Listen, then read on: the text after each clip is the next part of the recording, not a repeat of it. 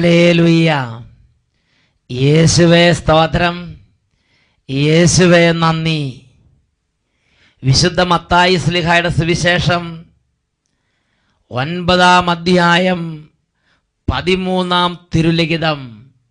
ബലിയല്ല കരുണയാണ് ഞാൻ ആഗ്രഹിക്കുന്നത് എന്നരുളി ചെയ്ത യേശുക്രിസ്തുവിൻ്റെ ധന്യനാമത്തിൽ നിങ്ങൾക്കേവർക്കും അഭിഷേകാഗ്നി ദൈവവചന ശുശ്രൂഷയിലേക്ക് സ്വാഗതം. ഹല്ലേലൂയ. ഇന്ന് നാം ചിന്തിക്കുന്ന വിഷയം കണ്ണുനീരറിയുന്ന ദൈവം എന്നതിനെക്കുറിച്ചാണ്. വിശുദ്ധ മത്തായി ശ്ലീഹായുടെ സുവിശേഷത്തിൽ 9-ാം അധ്യായത്തിൽ 12-ാം തിരുലിഖിതം. ആരോഗ്യമുള്ളവർക്കല്ല രോഗികൾക്കാണ് വൈദ്യനെ കൊണ്ട് ആവശ്യം. ആരോഗ്യമുള്ളവർക്കല്ല രോഗികൾക്കാണ് വൈദ്യനെ കൊണ്ട് ആവശ്യം. ഹല്ലേലൂയ. പ്രിയപ്പെട്ട ദൈവമക്കളെ, ഇതാ ദൈവം തൊട്ടനുഗ്രഹിക്കുന്ന നിമിഷങ്ങളിലേക്ക് നമ്മൾ പ്രവേശിക്കുകയാണ്. കഴിഞ്ഞ നാളുകളിൽ അഭിഷേകാഗ്നി പ്രോഗ്രാമിൻ്റെ സമയത്ത് കരഞ്ഞ് പ്രാർത്ഥിച്ച നിരവധി വ്യക്തികളുടെ അനുഭവങ്ങൾ നമ്മൾ കേട്ടിട്ടുള്ളതാണ്. ഒരു വ്യക്തിയുടെ അനുഭവം നിങ്ങൾ ശ്രദ്ധയിലേക്ക് കൊണ്ടുവരാം. എൻ്റെ പേര് Thomas Arakkal. Ponnankode saint Antony's Forane പള്ളിയിൽ നിന്നാണ് ഞാനിത് എഴുതുന്നത്. എനിക്ക് 7 വർഷത്തോളമായി കാലുകളിൽ മുട്ടിനു താഴെ കാൽപ്പത്തിക്ക് മുകളിൽ ചൊറിഞ്ഞു പൊട്ടി കറുത്ത് ഇരിക്കുന്ന ഒരു രോഗത്തിൻ്റെ പീഡയുണ്ടായിരുന്നു. ഇതിനുവേണ്ടി ഞാൻ ഒരുപാട് ചികിത്സാവിധികൾ അവലംബിച്ചിട്ടുണ്ട്.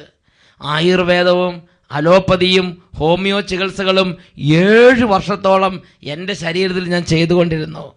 എന്നാൽ എൻ്റെ ശരീരത്തിൽ രോഗം മൂർച്ഛിച്ചു കൊണ്ടിരുന്നു. ഇതെന്നെ വല്ലാതെ തകർത്തു.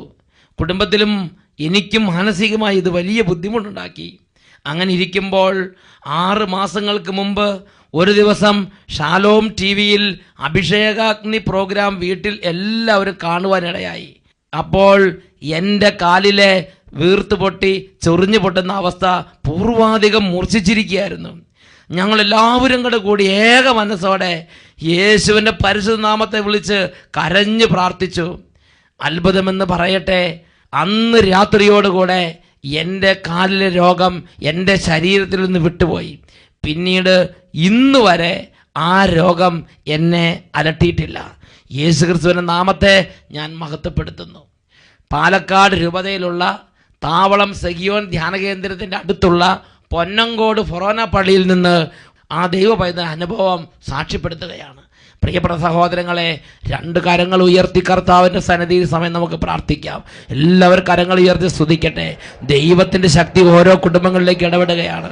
ഓരോ മനസ്സുകളിലേക്ക് ദൈവത്തിൻ്റെ ശക്തി ഇറങ്ങുകയാണ്. മനസ്സ് തുറന്ന് എല്ലാവരും പ്രാർത്ഥിക്കട്ടെ. Hallelujah, hallelujah, hallelujah, hallelujah. ഓ ദൈവമേ, യെശയ്യാ പ്രവചനത്തിൽ 42-ാം അധ്യായത്തിൽ 5ഉം 6ഉം തിരുലിഖിതങ്ങൾ അവിടുന്ന് പഠിപ്പിച്ചു. ഞാൻ നിന്നെ നീതി സ്ഥാപിക്കാൻ വിളിച്ചു, ഞാൻ നിന്നെ കൈക്ക് പിടിച്ച് നടന്ന് സംരക്ഷിച്ചു.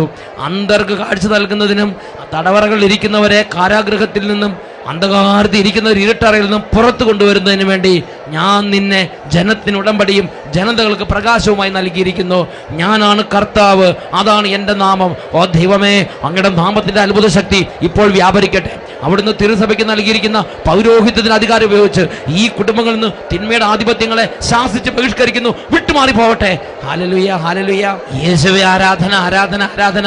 ദൈവമേ, വചനം കേൾക്കുമ്പോൾ ക്ഷീണം, മടുപ്പ്, ഉറക്കം, പൈശാചിക പിടകൾ, ദുർബാധകളുടെ ശല്യങ്ങൾ ഇപ്പോൾ യേശുവിന്റെ നാമത്തിൽ വിട്ടുമാറി പോവട്ടെ. കുടുംബങ്ങൾ വിടുതൽ പ്രാപിക്കട്ടെ. ഹല്ലേലൂയ. യേശുവേ ആരാധന, ആരാധന. യേശുവേ ആരാധന, ആരാധന. യേശുവേ സ്തോത്രം, യേശുവേ നന്ദി. യേശുവേ സ്തോത്രം, യേശുവേ നന്ദി. യേശുവേ സ്തോത്രം, യേശുവേ ആരാധന. ഹല്ലേലൂയ. വിശുദ്ധ മത്തായി ശ്ലീഹായുടെ സുവിശേഷത്തിൽ 9-ാമത്തെ അധ്യായത്തിൽ അവിടെ ഒരു രംഗം നമ്മൾ വായിക്കുകയാണ്. യേശു കടൽ തീരത്തേക്ക് വന്നു. വലിയ ഒരു ജനക്കൂട്ടം യേശുവിനെ ചുറ്റിലും കൂടി. അവൻ അവിടെ നിന്ന് നടന്നു നീങ്ങുമ്പോൾ മത്തായി എന്നു പേരുള്ള ഒരു വ്യക്തി ചുങ്കസ്ഥലത്തിരുന്ന് ചുങ്കം പിരിക്കുന്നത് യേശുവിൻ്റെ ശ്രദ്ധയിൽപ്പെട്ടു. ഉടനെ തന്നെ യേശു ആ ചുങ്കക്കാരനെ തൻ്റെ ശിഷ്യഗണത്തിലേക്ക് പേര് ചൊല്ലി വിളിക്കുകയാണ്. എന്നെ അനുഗമിക്കുക. ചുങ്കക്കാരനോട് യേശു പറയുകയാണ്. അദ്ദേഹം ചുങ്കസ്ഥലത്ത് നിന്ന് യേശുവിനെ അനുഗമിക്കാൻ വേണ്ടി എഴുന്നേറ്റ് പുറപ്പെട്ടു. അദ്ദേഹത്തിൻ്റെ ഭവനത്തിലേക്ക് ചെന്ന് ഭക്ഷണത്തിനിരിക്കുമ്പോൾ അവൻ്റെയും ശിഷ്യന്മാരുടെയും കൂടെ അനേകം ചുങ്കക്കാരും പാപികളും വന്ന് വട്ടത്തിലിരുന്ന് അങ്ങോട്ട് ഭക്ഷണം കഴിക്കാൻ തുടങ്ങി.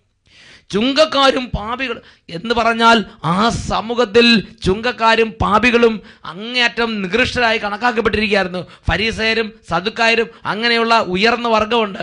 ഇവർ അധസ്ഥിത വർഗം, ചുങ്കക്കാരും പാപികളും എന്ന വിലയില്ലാത്തവർ. യേശു ഭക്ഷണത്തിനിരുന്നപ്പോൾ യേശുവിന് ചുറ്റും ഇവരെല്ലാവരും കൂടെ കൂടി അങ്ങോട്ട് അടുത്തിരുന്ന് ഭക്ഷണം കഴിക്കുകയാണ്. ഇത് കണ്ടപ്പോൾ ചിലർ പിറുപിറുത്തു. നിങ്ങളുടെ ഗുരു എന്തുകൊണ്ട് ഈ പാപികളുടെയും ചുങ്കക്കാരുടെ കൂടെ ഇരിക്കുന്നു എന്ന് പറഞ്ഞ് ചിലർ യേശുവിൻ്റെ ശിഷ്യന്മാരോട് ചോദിച്ച്. ഇത് കേട്ടപ്പോൾ യേശു ശിരസ് ഉയർത്തി. എന്നിട്ട് യേശുവിൻ്റെ ഉള്ളിലെ മനസ്സ്, ദൈവത്തിൻ്റെ മനസ്സ് യേശു വെളിപ്പെടുത്തുകയാണ്. യേശു പറഞ്ഞു, അതാണ് മത്തായി ശ്ലീഹായുടെ സുവിശേഷത്തിൽ 9-ാമത്തെ അധ്യായത്തിൽ 12-13 തിരുലിഖിതങ്ങൾ, ആരോഗ്യമുള്ളവർക്കല്ല രോഗികൾക്കാണ് വൈദ്യനെ കൊണ്ട് ആവശ്യം. നീതിമാന്മാരെ വിളിക്കാനല്ല, പാപികളെ വിളിക്കാനാണ് ഞാൻ വന്നിരിക്കുന്നത്. ബലിയല്ല, കരുണയാണ് ഞാൻ ആഗ്രഹിക്കുന്നത് എന്നതിൻ്റെ അർത്ഥം നിങ്ങൾ പോയി പഠിക്കുവിൻ. യേശു അവരോട് വെളിപ്പെടുത്തി കൊടുത്ത്. ഹല്ലേലൂയ. വിശുദ്ധ മത്തായിയുടെ സുവിശേഷത്തിൽ 9-ാം അധ്യായം 12-13 വാക്യങ്ങളിലാണ് നമ്മളിത് കാണുന്നത്. പ്രിയപ്പെട്ട ദൈവമക്കളെ, ഇവിടെ ദൈവത്തിൻ്റെ ഒരു ഭാവം ദൈവവചനത്തിലൂടെ യേശു നമുക്ക് വെളിപ്പെടുത്തി തരികയാണ്. ചുങ്കക്കാര്, പാപികള്, തകർന്നവര്, ഇനി ഞങ്ങൾക്ക് രക്ഷയില്ലെന്ന് ചിന്തിക്കുന്നവര്, അങ്ങനെയുള്ളവരോട് വളരെ അധികം മനസ്സ് തുറന്ന ദൈവമാണ് ബൈബിളിലെ ദൈവം. Price the Lord. ഫരീസയരും നിയമത്തിന് അങ്ങനെ വലിയ വലിയ ആളുകളുണ്ട്. അവരോടല്ല, തകർന്ന മനുഷ്യരോട് തുറന്ന മനസ്സോടെ ഇരിക്കുന്ന ദൈവത്തെയാണ് യേശു ഈ ലോകത്തിൽ നമുക്ക് കാണിച്ചത്. കണ്ണുനീരിൽ ഇരിക്കുന്നവരോട് തുറന്ന ഹൃദയമുള്ള ഒരു ദൈവത്തെയാണ് യേശു ഈ ഭൂമിയിൽ നമുക്ക് വെളിപ്പെടുത്തി തന്നത്.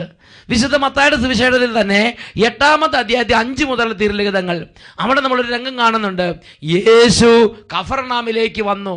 അപ്പോൾ യേശുവിൻ്റെ അടുത്ത് ഒരു ശതാധിപൻ വന്ന് പറഞ്ഞു, ഗുരു, എൻ്റെ ഭൃത്യൻ തളർവാദം പിടിപെട്ട് കഠിനമായ വേദന സഹിച്ച് വീട്ടിൽ കിടക്കുന്നു. ഇത്രയേ പറഞ്ഞുള്ളൂ. ഉടനെ തന്നെ യേശു അങ്ങോട്ട് കയറി പറയാണ്, ഞാൻ വന്ന് അവനെ സുഖപ്പെടുത്തട്ടെ, ഞാൻ വന്ന് അവനെ സുഖപ്പെടുത്താം.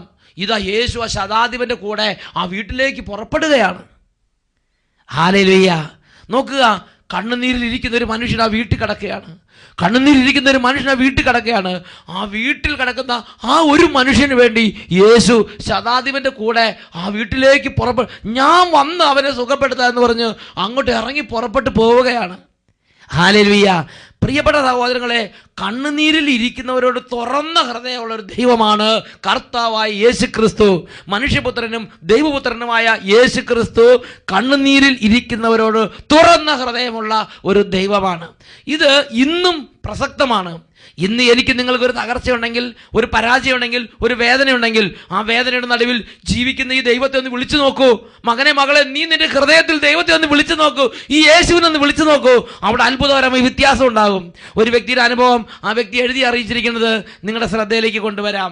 എൻ്റെ പേര് സിജി മോൾ. ഞാൻ കാനഡയിൽ നിന്നാണ് ഇത് എഴുതുന്നത്. എനിക്ക് കുറേ വർഷങ്ങളായി വിവാഹം ആലോചിച്ചു കൊണ്ടേയിരുന്നുവെങ്കിലും പലവിധ കാരണങ്ങൾ കൊണ്ട് കല്യാണങ്ങൾ ഒന്നും നടന്നില്ല. അങ്ങനെ എനിക്കിപ്പോൾ 34 വയസ്സ് കഴിഞ്ഞു. വീട്ടുകാരും അടുത്ത്, ഈ കുട്ടിയും അടുത്ത്. ഇനി കല്യാണം നടക്കുമോ എന്ന് തന്നെ സംശയമായി. എനിക്കിപ്പോൾ 34 വയസ്സ് കഴിഞ്ഞു. ഇനി എൻ്റെ വിവാഹം ഉണ്ടാവില്ല എന്ന് ഞാൻ ചിന്തിച്ച്. നോക്കുക, നിരാശ. വീട്ടുകാരും ഏതാണ്ട് നിരാശയിലാണ്, ഈ കുട്ടിയും ഏതാണ്ട് നിരാശയിലാണ്. ഇനി എനിക്കൊരു വിവാഹ ജീവിതം ഈ ഭൂമിയിലുണ്ടോ എന്നതിനെക്കുറിച്ച് ഈ കുട്ടി സംശയിക്കാൻ തുടങ്ങി. നിരാശയുടെ പിടിയിലമർന്നു. അങ്ങനെ ഇരിക്കുമ്പോഴാണ് അവധിക്ക് നാട്ടിൽ വന്നത്. അപ്പോൾ എൻ്റെ മമ്മി ഷാലോം ചാനല് സ്ഥിരം കാണുന്ന വ്യക്തിയാണ്. ഷാലോം ചാനലിലെ അഭിഷേകാഗ്നി പ്രാർത്ഥനയെക്കുറിച്ചും മറ്റും വർണ്ണിച്ച് പറഞ്ഞു. മമ്മി ഈ പ്രാർത്ഥനയിൽ സംബന്ധിക്കുന്നുണ്ടായിരുന്നു. ഞാനും മമ്മിയുടെ കൂടെ ഷാലോം ചാനലിൽ അഭിഷേകാഗ്നി കണ്ട് പ്രാർത്ഥിച്ചു. കൂടാതെ അവധി കഴിഞ്ഞ് തിരിച്ചു വന്നപ്പോൾ മുതൽ ഓൺലൈനിൽ അഭിഷേകാഗ്നി പ്രാർത്ഥനയിൽ സംബന്ധിക്കാൻ തുടങ്ങി. 6 മാസം സ്ഥിരമായി ഞാൻ അഭിഷേകാഗ്നി പ്രോഗ്രാമിൽ എൻ്റെ വിവാഹ തടസ്സം മാറാൻ വേണ്ടി യേശുവിന്റെ നാമം വിളിച്ചപേക്ഷിച്ചുകൊണ്ടിരുന്നു. അത്ഭുതമെന്ന് പറയട്ടെ, എനിക്ക് വലിയ അനുഗ്രഹപ്രദമായ വിവാഹാലോചനകൾ വരാൻ തുടങ്ങി. അതിൽ നല്ലൊരു വിവാഹാലോചന ഉറച്ചു. എൻ്റെ കല്യാണം മംഗളകരമായി നടന്നു. ഇന്ന് ഞാൻ ഭർതൃമതിയായി എൻ്റെ ദൈവത്തെ മഹത്വപ്പെടുത്തുന്നു. ഹല്ലേലൂയ. കാനഡയിൽ നിന്ന് സിജിമോൾ വലിയ ആഹ്ലാദത്തോടെ ഈ യേശു എങ്ങനെയാണ് സിജിമോളുടെ ജീവിതത്തിലേക്ക് ഇടപെട്ടത് എന്ന് വെളിപ്പെടുത്തുകയാണ്. ഹല്ലേലൂയ. കല്യാണ തടസ്സം മനസ്സ് തകർന്ന് വേദനിച്ച് ഇനി ഈ ഭൂമിയിൽ എനിക്ക് കല്യാണം ഉണ്ടാവില്ലല്ലോ എന്ന് വേദനിച്ചിരിക്കുമ്പോഴാണ് അഭിഷേകാഗ്നിയിൽ ഈ ഹൃദയം തുറന്ന് വേദനിക്കുന്നവരോട് ഹൃദയം തുറന്നിരിക്കുന്ന, തകർന്നവരോട് അടുത്ത് നിൽക്കുന്ന, ഒരുപാട് രോഗത്തിൽ കണ്ണുനീരിരിക്കുന്നവരോട് മനസ്സലിവുള്ള യേശു ക്രിസ്തുവിനെ കുറിച്ച് അഭിഷേകാഗ്നി പ്രോഗ്രാമിൽ ഈ സിജിമോൾ കേട്ടത്. ഈ യേശുവിനെ വിളിച്ചപേക്ഷിക്കാൻ തുടങ്ങി. യേശുവിന് 6 മാസം സ്ഥിരമായി മുടങ്ങാതെ അഭിഷേകാഗ്നി പ്രോഗ്രാമിൽ ദൈവപുത്രനായി യേശുവിന്റെ നാമത്തെ വിളിച്ചപേക്ഷിച്ച് പുതിയ പുതിയ നല്ല നല്ല വിവാഹാലോചനകൾ വന്നു. മംഗളകരമായ കല്യാണം നടന്ന്. ഹല്ലേലൂയ. പ്രിയപ്പെട്ട സഹോദരങ്ങളെ, ബൈബിളിൽ വിശുദ്ധ മർക്കോസിന്റെ സുവിശേഷത്തിലേക്ക് നമുക്ക് പോകാം. വിശുദ്ധ മർക്കോസിന്റെ സുവിശേഷം 5-ാം അധ്യായം 21 മുതലുള്ള തിരുലിഖിതങ്ങൾ. അവിടെ ജായിറോസ് എന്ന് പേരുള്ള ഒരു വ്യക്തിയെ വചനം പരിചയപ്പെടുത്തുകയാണ്. മർക്കോസിന്റെ സുവിശേഷം 5-ാം അധ്യായം 21-ാം തിരുലിഖിതം. യേശു വീണ്ടും വഞ്ചിയിൽ മറുകരയെത്തിയപ്പോൾ ഒരു വലിയ ജനക്കൂട്ടം അവന് ചുറ്റും കൂടി. അവൻ കടൽ തീരത്ത് നിൽക്കുകയായിരുന്നു. അപ്പോഴാണ് സിനഗോഗ് അധികാരികളിൽ ഒരുവനായ ജായിറോസ് യേശുവിൻ്റെ അടുക്കലേക്ക് വന്നത്. മർക്കോസ് 5:23 നമുക്ക് വായിക്കാം. ഈ ജായിറോസ് കേണപേക്ഷിച്ചുകൊണ്ട് ഒരു കാര്യം അവനോട് അഭ്യർത്ഥിക്കുകയാണ്. അവൻ യേശുവിനെ കണ്ട് കാൽക്കൽ വീണ് അപേക്ഷിച്ചു, എൻ്റെ കൊച്ചു മകൾ മരിക്കാറായി കിടക്കുന്നു, അങ്ങ് വന്ന് അവളുടെ മേൽ കൈകൾ വെച്ച് രോഗം മാറ്റി അവളെ ജീവിപ്പിക്കണമേ. ഒരു അഭ്യർത്ഥന ജായിറോസ് എന്ന സിനഗോഗ് അധികാരി യേശുവിനോട് പറയുക. അപ്പം നമ്മളൊരു രോഗത്തെക്കുറിച്ച് യേശുവിനോട് സംസാരിച്ചു എന്ന് കരുതുക. ഒരു രോഗത്തെക്കുറിച്ച് ഇപ്പോൾ ജായിറോസ് യേശുവിനോട് സംസാരിക്കുകയാണ്. എന്താണ് യേശുവിൻ്റെ പ്രതികരണം? വിശുദ്ധ മർക്കോസ് 5:24 പഠിപ്പിക്കുകയാണ്. യേശു പുറപ്പെട്ട് അവൻ്റെ കൂടെ പോയി. വേറെ ഒന്നും പറയാനില്ല, ഒരു എതിരും പറയാനില്ല.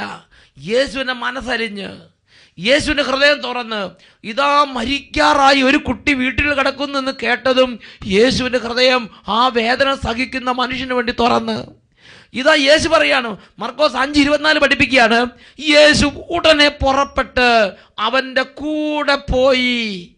ഹല്ലേലൂയ. പ്രിയപ്പെട്ട സഹോദരങ്ങളെ, ഇന്ന് ഞാനും നിങ്ങളും ഇതുപോലെ വേദന സഹിച്ച്, അല്ലെങ്കിൽ നമ്മുടെ ആരെങ്കിലും കുടുംബാംഗങ്ങൾ വേദന സഹിച്ച് നരകിക്കുകയാണെങ്കിൽ, ഇന്ന് ഞാനും നിങ്ങളും ഈ അഭിഷേകാഗ്നി പ്രോഗ്രാം കണ്ടുകൊണ്ടിരിക്കുമ്പോൾ, അല്ലെങ്കിൽ ദേവാലയത്തിൽ പോയി, നമ്മുടെ പ്രാർത്ഥനാലയത്തിൽ പോയി, അവനവൻ്റെ പള്ളികളിൽ പോയി കരഞ്ഞ് യേശുവിനെ വിളിച്ച് പ്രാർത്ഥിച്ചാൽ, അവിടെ യേശുവിൻ്റെ നാമത്തിൻ്റെ ശക്തി ഭവനത്തിലേക്ക് പുറപ്പെട്ട് ആ രോഗി കിടക്കുന്ന കിടക്കയിലേക്ക്, ആ തകർന്നിരിക്കുന്ന മനുഷ്യനിരിക്കുന്ന അവസ്ഥകളിലേക്ക് യേശുവിൻ്റെ നാമം വ്യാപരിക്കും എന്നുള്ളത് നിശ്ചയമായ ഒരു സത്യമാണ്. ഇതൊരു വ്യക്തിയുടെ അനുഭവം നിങ്ങളുടെ ശ്രദ്ധയിലേക്ക് കൊണ്ടുവരാം. എൻ്റെ പേര് ആലീസ്. ഞാൻ ഒരു ഷുഗർ രോഗിയാണ്. എൻ്റെ കണ്ണിൻ്റെ വലത്തെ പിരിയത്തിൽ ഒരു നെല്ലിക്കായുടെ വലിപ്പത്തിൽ ഒരു മുഴയുണ്ടായിരുന്നു. ഓപ്പറേഷൻ ചെയ്യുവാൻ എനിക്ക് വലിയ പേടിയായിരുന്നു. കാരണം ഞാനൊരു ഷുഗർ രോഗിയാണ്. നോക്ക്, ഒരു അമ്മച്ചിയുടെ ഒരു വേദന. ഒരു പാവപ്പെട്ട കുടുംബം, ഒരു മലമ്പ്രദേശം. അവിടെ ഈ അമ്മച്ചി കണ്ണിൻ്റെ മുകളിൽ ഒരു വലിയ നെല്ലിക്കോളം വലുപ്പമുള്ള ഒരു കുരുവുമായിട്ട് അങ്ങനെ ജീവിക്കുകയാണ്. സഹായിക്കാൻ ആരും ഉണ്ടായിരുന്നെങ്കിൽ നേരത്തെ തന്നെ പോയി ഓപ്പറേഷൻ ചെയ്യേണ്ടതായിരുന്നു.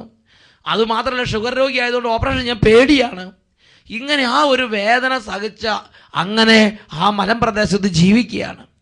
അങ്ങനെ ഇരിക്കുമ്പോഴാണ് ഷാലോം TV-യിൽ അഭിഷേകാഗ്നിയുടെ ആ പ്രോഗ്രാമിനെ കുറിച്ച് മറ്റുള്ളവർ ഞങ്ങളോട് അറിയിച്ചത്. അങ്ങനെ ഞങ്ങളും അഭിഷേകാഗ്നി പ്രോഗ്രാം കാണുന്ന കുടുംബമായി മാറി. അഭിഷേകത്തിന്റെ സമയത്ത് എൻ്റെ ഈശോയെ, എൻ്റെ ഈ മുഴ മാറ്റി തന്നതിനെ സുഖപ്പെടുത്തണമേ എന്ന് ഞാൻ എൻ്റെ കർത്താവിനോട് നിലവിളിച്ച് പ്രാർത്ഥിച്ചു. 2ാമത്തെ ആഴ്ച ആയപ്പോഴേക്കും എൻ്റെ വലത്തെ കണ്ണിൻ്റെ മുകളിൽ നെല്ലിക്കാട് വലുപ്പത്തിൽ ഉണ്ടായിരുന്ന ആ മുഴ തീർത്തും അപ്രത്യക്ഷമായി. ഹല്ലേലൂയ. ആലീസ് മാത്യു കൈപ്പള്ളിൽ കോട്ടയം ജില്ലയിൽ നിന്ന് സാക്ഷ്യപ്പെടുത്തുകയാണ്. പ്രിയപ്പെട്ട സഹോദരൻ, ചിന്തിച്ച് നോക്ക്. ഒരു ഷുഗർ രോഗി വേദനിച്ചൊരു മൂലയിൽ കഴിയുകയാണ്. യേശു ആ വേദന അറിഞ്ഞു. ആ രോഗിയുടെ അടുത്തേക്ക് ചെന്ന് യേശു സുഖപ്പെടുത്തി. വിശുദ്ധ മർക്കോസിന്റെ സുവിശേഷത്തിൽ 3-ാം അധ്യായത്തിൽ 1 മുതൽ മറ്റൊരു രംഗം സുവിശേഷം നമുക്ക് വരച്ചു കാട്ടുകയാണ്. ഒരു സാബത്ത് ദിവസം ഒരു സിനഗോഗിലാണ് ഈ രംഗം അരങ്ങേറുന്നത്. ഇതാ യേശു അവിടെയുണ്ട്, കുറേ പേര് അവിടെ സമ്മേളിച്ചിട്ടുണ്ട്. അപ്പോൾ അവിടെ ഫരീസയരും സിനഗോഗ് അധികാരികളും പലരും യേശുവിനെ ഉറ്റുനോക്കിക്കൊണ്ടിരിക്കുകയാണ്. എന്താ കാരണം? അവിടെ കൈ ശോഷിച്ചു പോയ ഒരു മനുഷ്യൻ, ഒരു ഒരു പ്രത്യേക സാഹചര്യത്തിൽ ചികിത്സ ലഭിക്കാതെ കൈ ശോഷിച്ചു പോയി ജോലി ചെയ്യാൻ പാടില്ലാത്തൊരു മനുഷ്യൻ അന്ന് യേശുവിൻ്റെ അരികിൽ ആ ശുശ്രൂഷയിൽ പങ്കെടുക്കാൻ വേണ്ടി അവിടെ എത്തിയിട്ടുണ്ട്. ആ മനുഷ്യനെ കണ്ടപ്പോൾ യേശുവിന് മനസ്സലിഞ്ഞു. ആ മനുഷ്യൻ്റെ നേരെ ഹൃദയം തുറന്നു. ആ തകർന്ന മനുഷ്യൻ്റെ കണ്ണുനീരാണ് യേശുവിൻ്റെ മനസ്സിൽ ഇപ്പോൾ നിറഞ്ഞു നിൽക്കുന്നത്. ആ കൈ ശോഷിച്ചു പോയ ആ മനുഷ്യനെ കണ്ടപ്പോൾ യേശു ആ മനുഷ്യരുടെ എങ്ങനെ ഇടപെട്ടു? വിശുദ്ധ മർക്കോസിന്റെ സുവിശേഷം 3-ാമത്തെ അധ്യായം 3 മുതലുള്ള വാക്യങ്ങൾ. കൈ ശോഷിച്ചവനോട് അവൻ പറഞ്ഞു, എഴുന്നേറ്റ് നടുവിലേക്ക് വരൂ. അനന്തരം അവൻ അവരോട് ചോദിച്ചു, സാപത്തിൽ നന്മ ചെയ്യുന്നതോ തിന്മ ചെയ്യുന്നതോ, ജീവൻ രക്ഷിക്കുന്നതോ നശിപ്പിക്കുന്നതോ ഏതാണ് നിയമാനുസൃതം? അവർ മിണ്ടാതിരുന്നേ ഉള്ളൂ. കാരണം അവർ യേശുവിനെ കുറ്റം ആരോപിക്കാൻ വേണ്ടി, എന്തെങ്കിലും പഴുത് കിട്ടാൻ വേണ്ടി നോക്കിയിരിക്കുകയായിരുന്നു. അപ്പോൾ അവരുടെ ഹൃദയ കാഠിന്യത്തിൽ ദുഃഖിതനായി. നോക്ക് യേശുവിൻ്റെ മനസ്സിൻ്റെ വേദന. ഈ കൈ ശോഷിച്ചു പോയ ഈ മനുഷ്യനോട് മനസ്സലിവില്ലാതിരിക്കുന്ന അവിടെയുള്ളവരുടെ ഹൃദയ കാഠിന്യത്തെക്കുറിച്ച് ദുഃഖിച്ചുകൊണ്ട് യേശു ആ കൈ ശോഷിച്ച മനുഷ്യനോട് എന്താ പറഞ്ഞത്? വിശുദ്ധ മർക്കോസിന്റെ സുവിശേഷം 3-ാം അധ്യായം 5-ാം വാക്യം. അവരുടെ ഹൃദയ കാഠിന്യത്തിൽ ദുഃഖിച്ച് അവൻ ക്രോധത്തോടെ നോക്കിക്കൊണ്ട് യേശു അവനോട് പറഞ്ഞു, കൈ നീട്ടുക. അവൻ കൈ നീട്ടി, അത് സുഖപ്പെട്ടു. ഹല്ലേലൂയ. നോക്ക്, ഒരു സാധാരണ ഒരു അന്തരീക്ഷത്തിലെ മനുഷ്യൻ്റെ ധാരണകളെല്ലാം തകിടം മറിച്ചുകൊണ്ട് ഈശോ സാപത്തിൽ പോലും രോഗം സുഖപ്പെടുത്തി തകർന്ന മനുഷ്യരോടുള്ള തൻ്റെ ഹൃദയത്തിൻ്റെ തുറവി ഈശോ പ്രകാശിപ്പിക്കുകയാണ്. എന്താണ് യേശുവിൻ്റെ മനസ്സ്? രോഗികളോടും തളർന്നവരോടും തകർന്നവരോടും കണ്ണുനീരിരിക്കുന്നവരോടും എന്താണ് യേശുവിൻ്റെ മനസ്സെന്ന് വിശുദ്ധ മർക്കോസിന്റെ സുവിശേഷത്തിൽ 1-ാം അധ്യായം 40-42 വാക്യങ്ങളിൽ രേഖപ്പെടുത്തപ്പെട്ടിട്ടുണ്ട്. ഒരു കുഷ്ഠരോഗി അവൻ്റെ അടുത്ത് വന്ന് മുട്ടുകുത്തി അപേക്ഷിച്ചു, കർത്താവേ, അങ്ങേക്ക് മനസ്സുണ്ടെങ്കിൽ എന്നെ ശുദ്ധനാക്കാൻ കഴിയും. അവൻ കരുണ തോന്നി കൈ നീട്ടി അവനെ സ്പർശിച്ചുകൊണ്ട് പറഞ്ഞു, എനിക്ക് മനസ്സുണ്ട്, നിനക്ക് ശുദ്ധി ഉണ്ടാകട്ടെ. തൽക്ഷണം അവൻ്റെ കുഷ്ഠരോഗം അവനെ വിട്ടുപോയി. എനിക്ക് മനസ്സുണ്ട്, നിനക്ക് ശുദ്ധി ഉണ്ടാകട്ടെ. അപ്പോൾ ശുദ്ധിയില്ലാത്ത കുഷ്ഠരോഗിയായി മനുഷ്യനെ കുറിച്ചുള്ള യേശുവിൻ്റെ മനസ്സെന്താ? കരുണ തോന്നിയിട്ട് എനിക്ക് മനസ്സുണ്ട്, നീ ശുദ്ധി പ്രാപിക്കൂ. ഇതാണ് യേശുവിൻ്റെ മനസ്സ്. കണ്ണില്ലാത്തവനെ കുറിച്ചാണെങ്കിൽ യേശുവിൻ്റെ മനസ്സെന്താ? നിനക്ക് നല്ല കണ്ണുണ്ടാകട്ടെ. കടബാധ്യതയുള്ളവരെ കുറിച്ച് യേശുവിൻ്റെ മനസ്സ്, നിന്റെ തകർച്ചയിൽ നിന്ന് മാറ്റം ഉണ്ടാകട്ടെ. തകർന്ന കുടുംബങ്ങൾ ഒരു വിടുതൽ ഉണ്ടാകട്ടെ.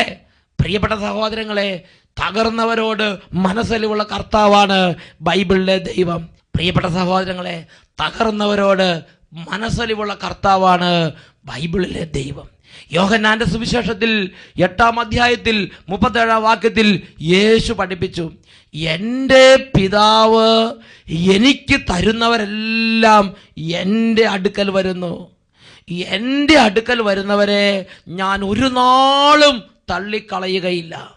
അതുപോലെ യേശുവിൻ്റെ മനസ്സ് അവരോട് തുറന്നിരിക്കുകയാണ്. പ്രിയ ദൈവ പൈതലേ, ഇന്ന് അനേകം വ്യക്തികൾക്കൊരു ധാരണയുണ്ട്, എന്തിനാണ് ഇങ്ങനെ ജനങ്ങളെല്ലാം കൂടി അങ്ങോട്ട് ഓടുന്നത് ഇങ്ങോട്ട് ഓടുന്നത്? എന്താ ഈ വീട്ടിൽ ദൈവം ഇല്ലേ? എന്താ ഈ പള്ളി ദൈവം ഇല്ലേ? ഇവരെല്ലാം കൂടി രോഗശാന്തിക്ക് വേണ്ടി ഓടുകയാണല്ലോ. ഇതെല്ലാം കൂടി എന്തിനാ പോണത്? അവനവൻ്റെ കാര്യങ്ങൾ നടത്താൻ വേണ്ടി പോവുകയല്ലേ? പ്രിയപ്പെട്ട സഹോദരങ്ങളെ, ചിന്തിക്കണം. ഒരു വേദന ഇരിക്കുന്ന മനുഷ്യന് അവൻ്റെ വേദന വലിയൊരു പ്രശ്നം തന്നെയാണ്. രോഗത്തിരിക്കുന്ന മനുഷ്യന് അവൻ്റെ രോഗം ഒരു വലിയ പ്രശ്നം തന്നെയാണ്. കടബാധിതരിക്കുന്ന മനുഷ്യന് അവൻ്റെ കടബാധ്യത ഒരു വലിയ പ്രശ്നം തന്നെയാണ്. ആ കടബാധ്യതയുമായി അവനൊരു മന്ത്രവാദിയുടെ അടുത്തേക്ക് പോകുന്നതിനേക്കാൾ അവൻ യേശുക്രിസ്തുവിന്റെ അടുത്തേക്ക് പോകുന്നതല്ലേ ശ്രേഷ്ഠമായ സംഗതി? ആ ഒരു തകർച്ചയുമായി അവനൊരു ദുർശക്തിയുടെ അടുത്തേക്ക് പോകുന്നതിനേക്കാൾ അവൻ ദൈവപുത്രനായി യേശുവിൻ്റെ അടുത്തേക്ക് പോകുന്നതല്ലേ ശ്രേഷ്ഠമായ സംഗതി? അതിനെക്കുറിച്ച് ഞാൻ നിങ്ങൾ സന്തോഷിക്കുകയല്ലേ വേണ്ടത്? അതിനെക്കുറിച്ച് ഞാൻ നിങ്ങൾ ആനന്ദിക്കുകയല്ലേ വേണ്ടത്? യേശു ക്രിസ്തുവിൻ്റെ കാലത്ത് യേശു ക്രിസ്തുവിൻ്റെ അരികിൽ വന്നവരോടെല്ലാം യേശു മനസ്സലിവുള്ളവനായിരുന്നു. ഹല്ലേലൂയ. ഇന്നും അങ്ങനെ തന്നെ, ഇന്നും അങ്ങനെ തന്നെ, ഇന്നും അങ്ങനെ തന്നെ. Price the Lord. വിശുദ്ധ മാഗ്ഡിൽഡ് എന്ന വിശുദ്ധയ്ക്ക് ഈശോ പ്രത്യക്ഷപ്പെട്ടപ്പോൾ വിശുദ്ധ മാഗ്ഡിൽഡിനോട് ഈശോ പറഞ്ഞത് എങ്ങനെയാണ്? മനുഷ്യർ എന്നിൽ നിന്ന് നല്ല കാര്യങ്ങൾ പ്രതീക്ഷിക്കുമ്പോൾ എനിക്ക് സന്തോഷമാണ്. അവർ ആഗ്രഹിക്കുന്നതിലും കൂടുതൽ ഞാൻ അവർക്ക് കൊടുക്കും. Price the Lord. ഈ നിമിഷങ്ങളിൽ എഴുന്നേറ്റ് നിന്ന് കരങ്ങൾ ഉയർത്തി നമുക്ക് സ്തുതിക്കാം. Hallelujah, hallelujah, hallelujah. ഓ ദൈവമേ, ഈ കാലഘട്ടത്തിൽ ഈ സമൂഹത്തിൽ യേശു ക്രിസ്തുവുമായുള്ള അഭേദ്യമായ ബന്ധത്തിൽ നിന്ന്, യേശുവിനോടുള്ള ആ വൈകാരിക അടുപ്പത്തിൽ നിന്ന് ഏതെങ്കിലും അകലങ്ങളെയോ സാത്താൻ അടർത്തി മാറ്റിയിട്ടുണ്ടെങ്കിൽ കർത്താവായ യേശുവിന്റെ അത്ഭുത നാമശക്തിയാൽ സാത്താന്യ ശക്തികൾ ഇപ്പോൾ വിട്ടുമാറി പോകട്ടെ. Hallelujah, hallelujah. തെറ്റായ അറിവുകൾ, തെറ്റായ കാഴ്ചപ്പാടുകൾ, തെറ്റായ ബോധ്യങ്ങൾ യേശുവിന്റെ നാമത്തിൽ മനോമുഗ്രകളിൽ നിന്ന് വിട്ടുമാറി പോകട്ടെ. Hallelujah, hallelujah. അധ്വാനിക്കുന്നവരും ഭാരം വഹിക്കുന്നവരും എൻ്റെ അടുക്കൽ വരുവിൻ, ഞാൻ അവരെ ആശ്വസിപ്പിക്കുക എന്ന് പറഞ്ഞ യേശുവിന്റെ ആത്മാവിനെ കുറിച്ച് തിരിച്ചറിയുവാൻ തക്കവണ്ണം ഹൃദയങ്ങൾ തുറക്കപ്പെടട്ടെ. Hallelujah, hallelujah. യേശുവേ ആരാധന, ആരാധന. യേശുവേ ആരാധന, ആരാധന. യേശുവേ ആരാധന, ആരാധന. യേശുവേ ആരാധന. യേശുവേ സ്തോത്രം. യേശുവേ നന്ദി. യേശുവേ സ്തോത്രം. യേശുവേ ആരാധന. ഹല്ലേലൂയ. വിശുദ്ധ മത്തായിയുടെ സുവിശേഷം 11-ാം അധ്യായം 26-ാം തിരുലിഖിതം. അധ്വാനിക്കുന്നവരും ഭാരം വഹിക്കുന്നവരുമായ നിങ്ങളെല്ലാവരും എൻ്റെ അരികിൽ വരുവിൻ, ഞാൻ നിങ്ങളെ ആശ്വസിപ്പിക്കാം എന്ന് യേശു അരുളി ചെയ്തു. Praise the lord.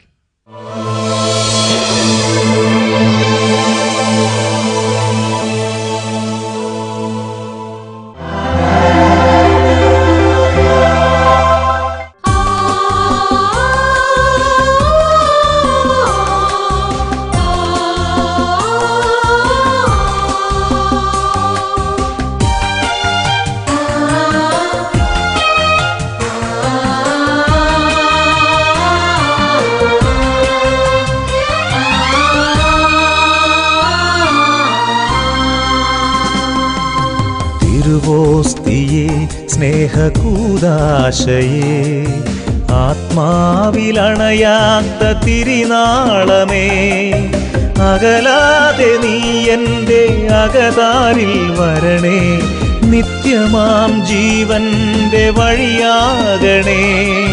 തിരുവോസ്തിയേ സ്നേഹകൂദാശയേ ആത്മാവിലണയാത്ത തിരിനാളമേ, അകലാതെ നീ എൻ്റെ അകതാരിൽ വരണേ, നിത്യമാം ജീവന്റെ വഴിയാകണേ.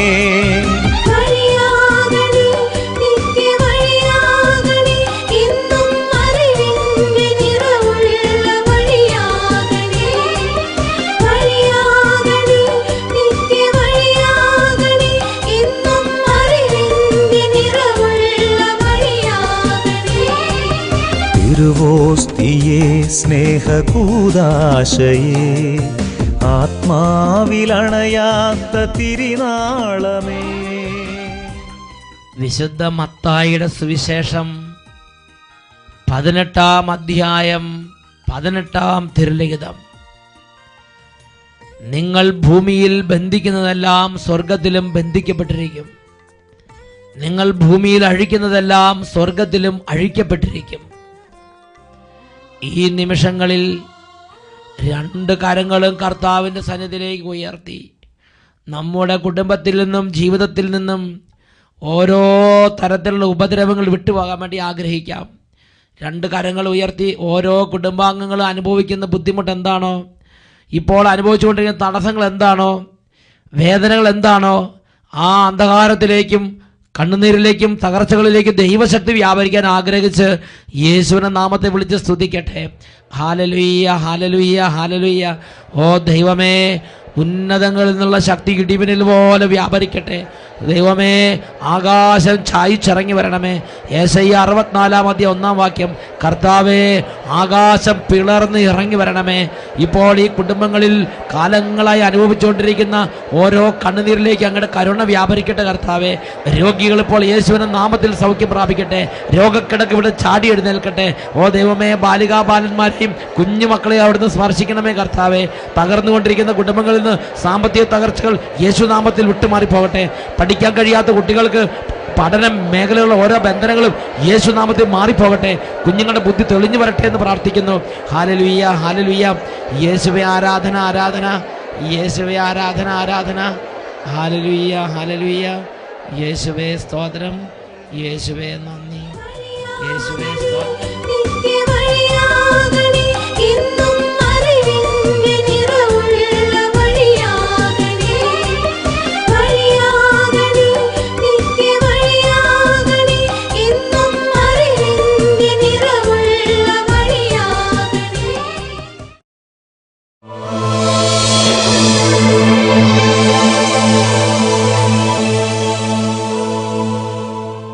സിയോനിൽ വാഴുന്ന ദൈവം, അവൻ മർത്യനെ കാക്കുന്ന ദൈവം, വഴിയും സത്യവും ജീവനും ആകുന്ന ദൈവം. സിയോനിൽ വാഴുന്ന ദൈവം, അവൻ മർത്യനെ കാക്കുന്ന ദൈവം, വഴിയും സത്യം